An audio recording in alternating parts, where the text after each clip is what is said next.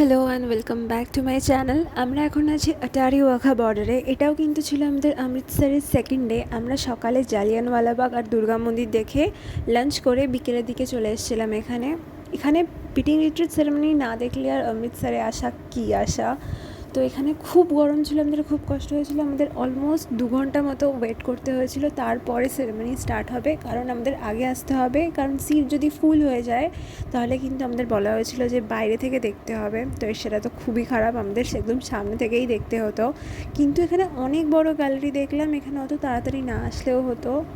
তারপরে কিছুটা পরে দেখলাম এখানে একটা প্যাট্রিয়টিক সং বাজানো হয়, আর যেখানে সেরেমনিটা হয় সেই রাস্তাতে আমাদের ডান্স করতে বলা হয়। একটু পরেই শুরু হয়ে গেছে সেরেমনি।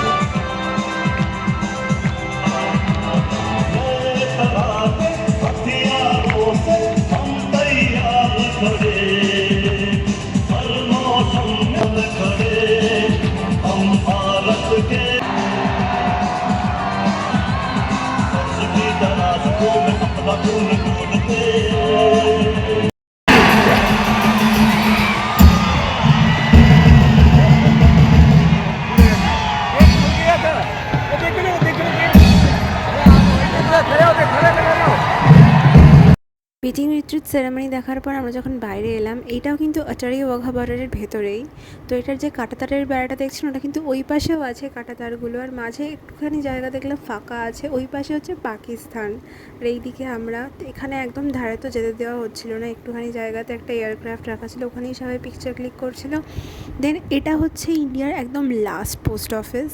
দেন ফেরার পথে এই যে গাছগুলো দেখছেন ওগুলো মোস্ট প্রবাবলি সবাই বলছে যে ন্যাশপাতি গাছ, আমি জানি না ওটা অ্যাপেল ট্রি বা ন্যাশপাতি গাছ হবে।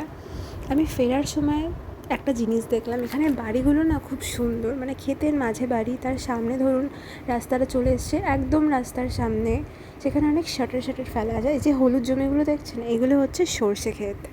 আমি জানি না এখানে ক্যাপচার হয়েছে কিনা, মনে হয় একটা বাড়ি ক্যাপচার হয়েছে যেটা ওরকম ছিল, যে একদম রাস্তাটার একদম মেন রাস্তার সামনে, আর বাড়িটা একদম ক্ষেতের ভেতর, খুব সুন্দর লাগতো। এই যে দেখুন এই বাড়িটা যেরকম দেখলেন ওরকম বাড়ির এন্ট্রেন্সটা এখানে, শাটার ফেলার বাড়িটা ভেতরে। দেখা হচ্ছে নেক্সট ভিডিওতে।